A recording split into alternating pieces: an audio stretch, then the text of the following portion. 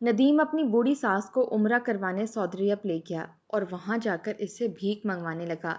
اگر وہ بھیک مانگنے سے انکار کرتی تو اس پر تشدد کرتا اور اس کی بیٹی کو طلاق دینے کی دھمکیاں دیتا۔ ایک دن اسے وہ روڈ پر چھوڑ کر گیا تو جب شام کو آیا تو ساس وہاں موجود نہیں تھی۔ اس نے بیوی کو فون پر کہا کہ عمرہ کرتے ہوئے رش کی وجہ سے اماں فوت ہو گئی ہیں اور اسے یہاں دفن کر دیا ہے۔ کچھ عرصے بعد وہ پاکستان لوٹا تو جب گھر داخل ہوا تو اس کے قدموں تلے سے زمین نکل گئی، کیونکہ سامنے پائی پائی جوڑ کر صفیہ بیگم نے عمرے پر جانے کے لیے پیسے جمع کیے تھے، مگر سب سے بڑا مسئلہ تھا کہ جاتی کس کے ساتھ۔ شوہر حیات نہ تھا اور بیٹا بھی کوئی نہ تھا، بس دو بیٹیاں تھیں اور دونوں ہی بیائی ہوئی تھیں۔ بڑی بیٹی تو اپنے گھر میں بڑی خوش باش تھی، لیکن دوسرے نمبر کی چھوٹی بیٹی کا شوہر نکما تھا، سارا دن گھر پر بیٹھا بستر توڑتا رہتا تھا۔ بیٹی شوہر سے کام کا کہتی تو ندیم اس پر بھڑکنے لگتا۔ آئے دن صفیہ کی چھوٹی بیٹی سمیرہ اس کے گھر آ کر روتی رہتی۔ کئی بار صفیہ نے اپنے میاں کی پینشن کے پیسے بیٹی کے ہاتھ میں رکھے تاکہ وہ گھر کا سلسلہ چلا سکے۔ پھر اسے یہ کہنے لگی کہ بیٹا، میں کب تک تمہارا خرچہ پورا کر سکتی ہوں، تم ندیم کو کسی کام پر لگاؤ۔ سمیرہ رونے لگتی کہ اماں میں کیا کروں، جب بھی اسے کہتی ہوں جاؤ کما کر لاؤ تو مجھ پر چیخنے چلانے لگتا ہے، مارنے کو دوڑتا ہے۔ صفیہ کو جب اس بات کا علم ہوا تو اس نے سمیرہ سے کہا کہ وہ سلائی سیکھ لے، اپنے ہنر سے پیسے کمائے۔ سمیرہ کو بھی اپنی ماں کا مشورہ اچھا لگا، سلائی کی پیسے بھی صفیہ ہی بھرتی رہی تھی۔ سمیرہ نے بہت جلدی سلائی سیکھ لی اور کپڑے سلائی کرنے لگی۔ وہ بڑے ہی شاندار کپڑے سینے لگی تھی، جس کے منہ مانگے پیسے مانگتی تو لوگ دینے سے گریز نہ کرتے۔ یہ دیکھ کر تو ندیم بالکل ہی گھر کا ہو کر رہ گیا تھا۔ جب بھی سمیرہ اس سے جھگڑا کرتی تو وہ کچھ بھی کما کر لائے تو وہ کہتا کہ ٹھیک ہے، ایسا کر تو مجھے بیرون ملک بھیج دے، میں وہاں جا کے کما لوں گا، یہاں مجھ سے کوئی نوکری نہیں ہوگی۔ یہاں رات دن محنت کرو اور ہاتھ میں کیا آتا ہے، چند سو کے نوٹ، باہر جاؤں گا تو ڈالر درہم کماؤں گا، پھر تمہارے بھی دن بدل جائیں گے۔ سمیرہ کہنے لگی کہ اتنی اچھی میری قسمت کہاں، میں کہاں سے تمہارے لیے پیسوں کا انتظام کروں گی۔ بہرحال یہ کہہ کر سمیرہ سلائی مشین کے سامنے بیٹھ گئی۔ صفیہ نے شوہر کی پینشن کی پائی پائی جوڑ کر اتنے پیسے جمع کر لیے تھے کہ عمرہ کرنے جا سکے، یہ اس کی دلی خواہش تھی اور یہ پیسے وہ کب سے جمع کر رہی تھی۔ ارادہ تو یہ تھا کہ اپنے شوہر کے ساتھ جا کر عمرہ کرتی، شاید نصیب میں نہ تھا۔ ایک بار صفیہ نے اپنی بیٹی سمیرہ سے اس بات کا ذکر کیا۔ سمیرہ کہنے لگی اماں، اگر آپ کو عمرے پر جانا ہے تو ایسا کریں ندیم کو ساتھ لے جائیں، ایک تو عمرے میں آپ کا ساتھ بھی ہو جائے گا اور دوسرا یہ وہاں پر اپنے لیے نوکری بھی ڈھونڈ لے گا۔ اگر اسے نوکری مل گئی تو میری جان کو بھی سکون ہو جائے گا، پھر جہاں اس کی نوکری لگے گی وہ اس کا ویزا بھی لگوا دیں گے۔ جتنی سمیرہ اپنے شوہر ندیم سے پریشان تھی اتنا ہی صفیہ یہ چاہتی تھی کہ وہ خود کمائے اور اس کی بیٹی کو خواہ مخواہ کی مشقت نہ کرنی پڑے، اس لیے وہ مان گئی۔ یہ بات جب سمیرہ نے ندیم کو بتائی کہ وہ اپنی ساس کے ساتھ عمرے پر چلا جائے تو اس کی تو خوشی کی کوئی انتہا نہ تھی۔ اسے مفت میں ایسا موقع مل رہا تھا، اور کیا چاہیے تھا، کیونکہ صفیہ نے اپنے اور اپنے شوہر کے لیے پیسے جمع کیے تھے۔ شوہر تو حیات نہ رہا تھا، اس لیے داماد کے ساتھ عمرے پر جانا چاہ رہی تھی۔ سارا خرچہ صفیہ نے ہی کرنا تھا۔ ندیم بہت خوش تھا۔ جیسے جیسے عمرے پر جانے کے دن قریب آ رہے تھے، ندیم کی فرمائشیں بھی بڑھنے لگی تھیں۔ سمیرہ سے کہنے لگا، میرے پاس تو صاف ستھرے کپڑے ہی نہیں ہیں جو میں عمرے پر پہن سکوں، ایسا کرو اپنی اماں سے 10-12 ہزار روپے لے لو اور مجھے دو تاکہ میں تھوڑے سے اپنے کپڑے خرید سکوں اور سلوا بھی لوں۔ اب کیا میں پرانے کپڑوں میں عمرہ کرتا ہوا اچھا لگوں گا؟ سمیرہ اگر اسے کچھ بھی کہتی تو بات جھگڑے پر جا پہنچتی۔ اس نے اپنی سلائی کے پیسوں سے 12 ہزار دیے اور بغیرتوں کی طرح ندیم نے بھی بیوی سے پیسے لیتے ہوئے شرم محسوس نہیں کی تھی۔ جا کر اپنے لیے کاٹن کے سوٹ خریدے اور درزی کو سینے کے لیے دے دیے۔ جس دن صفیہ نے جانا تھا دونوں بیٹیوں کے گلے لگ کر وہ بہت روتی رہی اور بچیوں کو دعائیں دیتی ہوئی پھر ندیم کے ساتھ انہوں نے سعودیہ کا سفر شروع کیا۔ جب وہ جدہ ایئرپورٹ پر پہنچے تو صفیہ کے دل کی یہ حالت تھی کہ خانہ کعبہ کو دیکھنے کے لیے مچل رہا تھا۔ زبان پر لبیک اللہم لبیک تھا۔ یقین کرنا مشکل تھا کہ وہ واقعی ہی اس پاک سرزمین پر پہنچ گئی ہے جہاں آنے کی اس کی بچپن سے خواہش تھی۔ غربت میں پلی بڑی تھی، اس لیے نہ تو باپ کے گھر ایسی کوئی خواہش پوری ہونے کے آثار تھے، نہ شوہر کے گھر۔ شوہر گورنمنٹ کا ملازم تھا، ایمانداری سے جو کماتا اس سے بس گھر ہی چلتا تھا۔ لیکن صفیہ کے شوق کی انتہا یہ تھی کہ اس نے 2-2 3-3 سال تک عید تک کے کپڑے نہیں سلوائے تھے اور وہ پیسے جمع کر کے ایک طرف رکھ دیتی تھی۔ ارادہ یہی تھا کہ وہ عمرہ کرنے اپنے شوہر کے ساتھ جائے گی، لیکن ایسے جمع کرتے کرتے اور ہر سال بڑھتی مہنگائی نے تو صفیہ کو موقع ہی نہیں دیا تھا۔ جوانی سے بڑھاپے میں آ گئی تھی، اب جا کے اس کے پاس اتنے پیسے جمع ہوئے تھے کہ وہ عمرے پر جا سکتی۔ مکہ مکرمہ کا سفر بڑی بے چینی سے گزرا تھا۔ جیسے ہی خانہ کعبہ کے پاس جا کر کھڑی ہوئی تو دل بے اختیار سا ہو چکا تھا، آنسو لگاتار آنکھوں سے جاری تھے۔ بے یقینی کا عالم تھا کہ وہ سچ میں کعبہ شریف کے اس قدر قریب کھڑی ہے۔ اس کی سسکیاں بلند ہو گئی تھیں، وہاں موجود سب لوگ رو رہے تھے۔ صفیہ کو بھی کسی بات کا ہوش نہ تھا، بس اسے لگ رہا تھا کہ سامنے کعبہ ہے اور وہ اکیلی کھڑی ہے۔ پورا عمرہ صفیہ نے اللہ کی محبت میں آنسو بہاتے ہوئے کیا تھا، لیکن یہ نہیں جانتی تھی کہ اس کا داماد اس کے ساتھ کون سا گھناؤنا کھیل کھیلنے والا ہے۔ عمرے کے بعد کمرے میں آئی، کچھ دیر آرام کی غرض سے لیٹی ہوئی تھی کہ کمرے کے دروازے پر دستک ہوئی۔ وہ بیدار ہوئی اور جا کر اس نے دروازہ کھولا تو ندیم سامنے کھڑا تھا۔ صفیہ سے کہنے لگا کہ مجھے آپ سے کچھ بات کرنی ہے۔ اس وقت ندیم کے ہاتھ میں 2 جوس کے گلاس تھے۔ یہ دیکھ کر صفیہ کو حیرت ہوئی تھی، وہ کیوں جوس کے گلاس لایا تھا۔ وہ اندر داخل ہو گیا اور جوس سامنے چھوٹی سی گول میز پر رکھ کر خود صوفے پر بیٹھ گیا اور ایک جوس کا گلاس صفیہ کو تھما دیا۔ کہنے لگا کہ عمرہ تو اللہ تعالیٰ نے کروا دیا ہے اور میں چاہتا ہوں کہ اب میں نوکری تلاش کروں۔ صفیہ نے جوس پیتے ہوئے کہا کہ ہاں بیٹا، کیوں نہیں، تم ضرور نوکری ڈھونڈو۔ وہ کہنے لگا اماں جی کیسے ڈھونڈوں؟ ظاہر ہے میں جہاں جہاں نوکری کی تلاش میں جاؤں گا، کرایہ تو چاہیے۔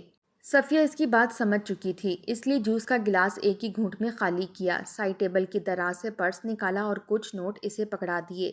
لیکن جیسے ہی اس نے اس کو پیسے دیے، صفیہ کو بہت زور کا چکر آیا تھا کہ وہ بیڈ پر ہی گر گئی۔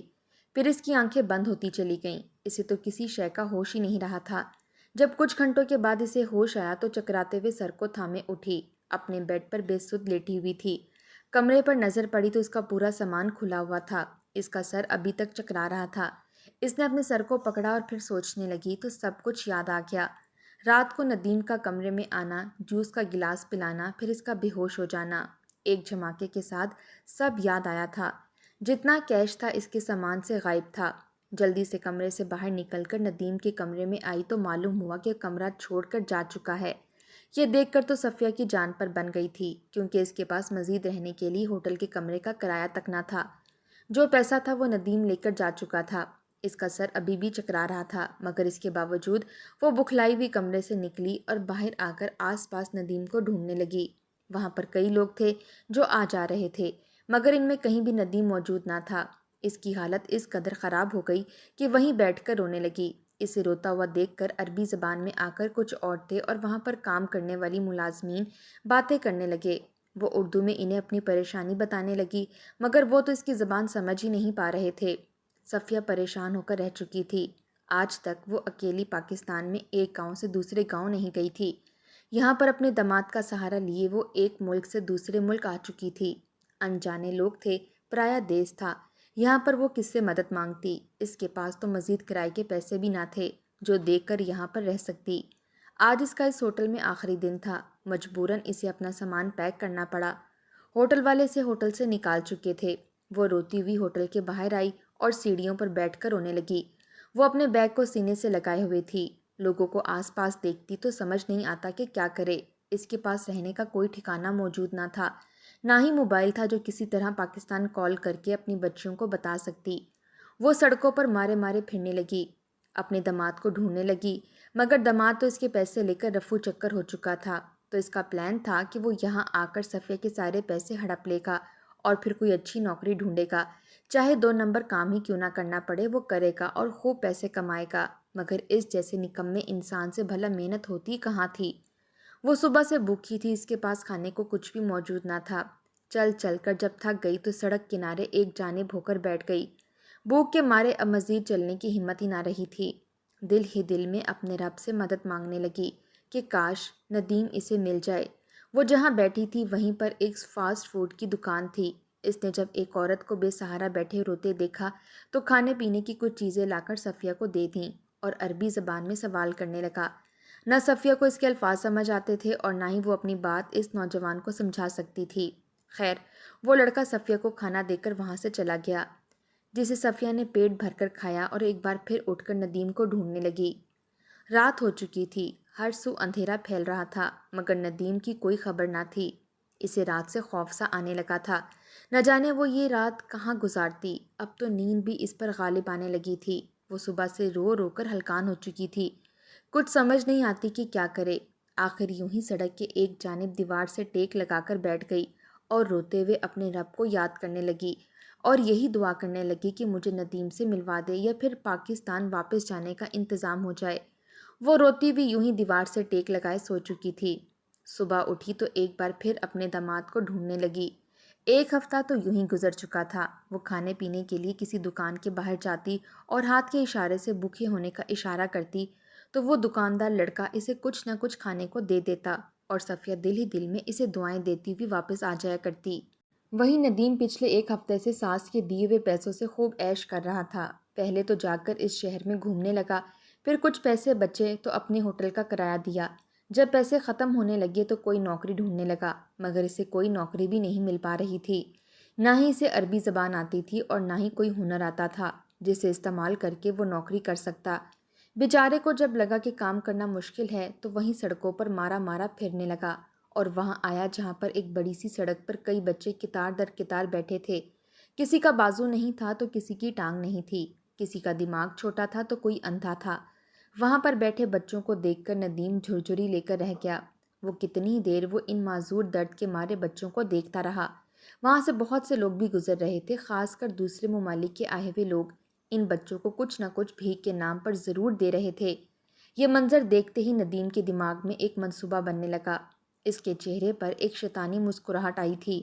وہ بچوں کے قریب آیا اور دیکھنے لگا کہ ہر بچے کے پاس بہت سے پیسے تھے جو وہ اپنے پاس چھپا کر رکھ رہے تھے۔ وہ یہ بھی جانتا تھا کہ ان بچوں کو یقیناً کسی گروہ نے یہاں پر بٹھا رکھا ہے۔ یہ بات تو ہر خاص و عام ہی جانتے تھے کہ بچوں کو اغوا کر کے ان کے اعضاء کاٹ کر بھیک منگوانا سعودی عرب میں عام تھا۔ اس نے کچھ سوچا اور پھر ایک بار پھر اپنی ساس کے بارے میں سوچنے لگا۔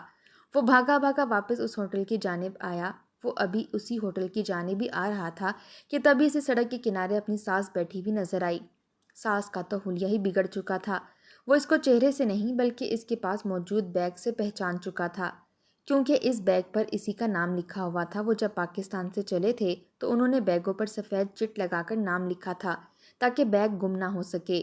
ساس کو یوں بیٹھے دیکھ کر اس نے فوراً اپنے چہرے کے تاثرات بھی بدلے اور اس کے پاس چلایا۔ کہنے لگا کہ آپ یہاں کیا کر رہی ہیں؟ میں کتنے روز سے آپ کو ڈھونڈ رہا ہوں۔ آخر کون کرتا ہے اتنی لاپرواہی؟ میں ایک ہفتے سے آپ کو ڈھونڈ ڈھونڈ کر ہلکان ہو گیا ہوں اور آپ یہاں بیٹھی ہیں۔ صفیہ نے جب ندیم کو اپنے سامنے دیکھا تو ہڑبڑا کر فوراً اٹھ بیٹھی اور ندیم کے گلے لگ کر پھوٹ پھوٹ کر رونے لگی۔ جیسا بھی تھا تو داماد ہی اور اپنا تھا۔ اس سے ایک ڈھارس سی ملی تھی۔ کہنے لگی کہ تم کہاں چلے گئے تھے؟ تم ہوٹل سے گئے اور میں تمہیں ڈھونڈنے کی خاطر ہی وہاں سے باہر نکلی۔ تمہیں ذرا میرا احساس نہیں کہ میں بڑھیا اس پرائے دیس میں کہاں جاؤں گی؟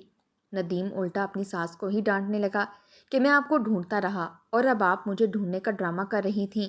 میں تو آپ کے اور اپنے دوست رشتہ داروں کے لیے تبرک لینے گیا تھا جو بطور تحفہ دینے تھے، مگر افسوس راستے میں ایک جیب کترا میری جیب بھی کاٹ کر لے گیا۔ جب ہوٹل واپس آیا تو آپ ہوٹل میں موجود ہی نہ تھیں۔ صفیہ نے جب یہ سنا تو سچ سمجھ بیٹھی۔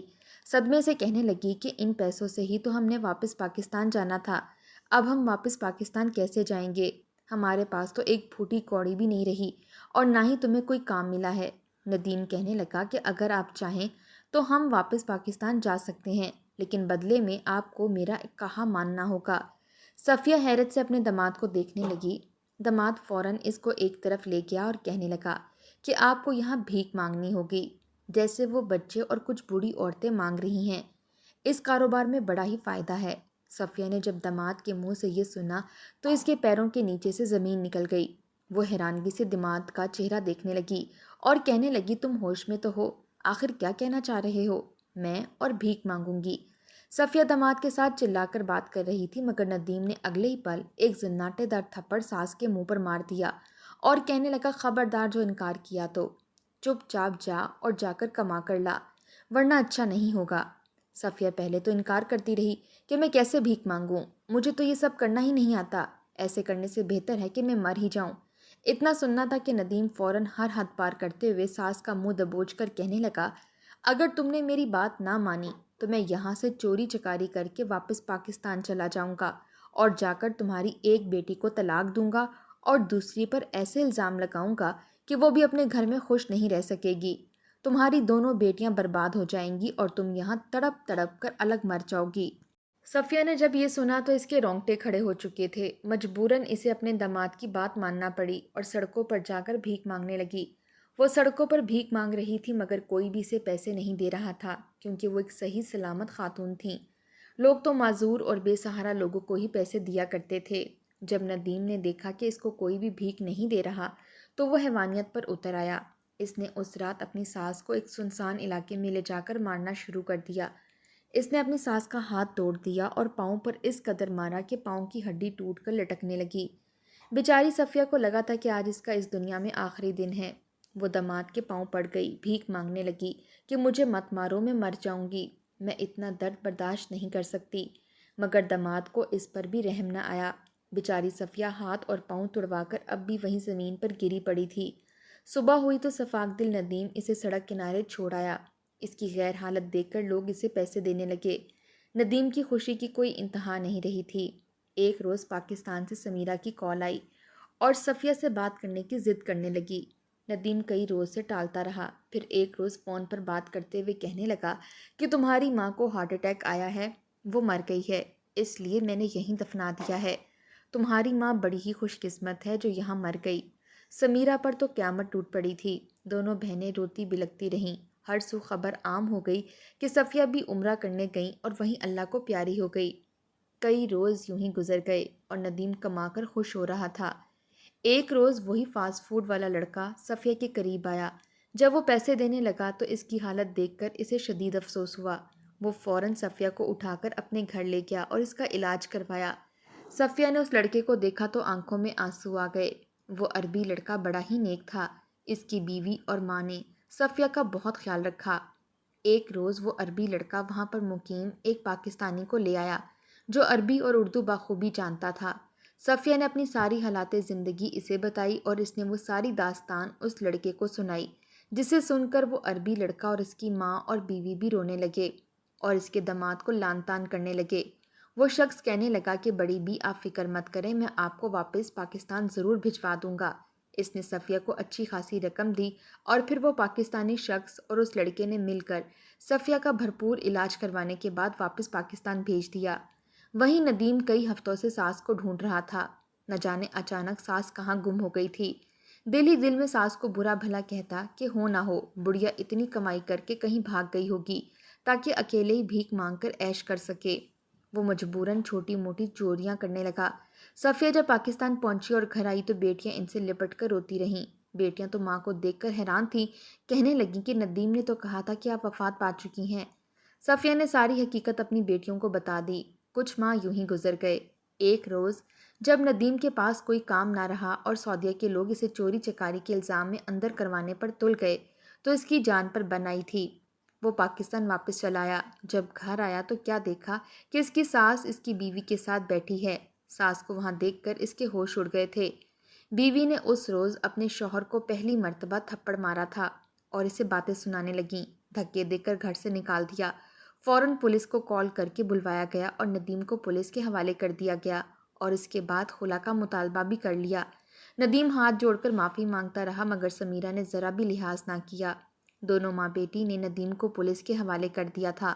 وہ لمبی قید میں اندر جا چکا تھا جبکہ سمیرہ اور اس کی ماں سلائی کے پیسوں سے اور پینشن سے گزارا کرنے لگیں۔ وہی ندیم کچھ ماہ جیل میں رہنے کے بعد عجیب و غریب بیماری کا شکار ہو گیا۔ ہر وقت چہرہ نوچتا رہتا، چلاتا رہتا، کہتا کہ منہ پر سوئیاں چبھ رہی ہیں۔ ایک روز یوں ہی چلاتا ہوا خود کو نوچ نوچ کر اس دنیا سے ہی چلا گیا۔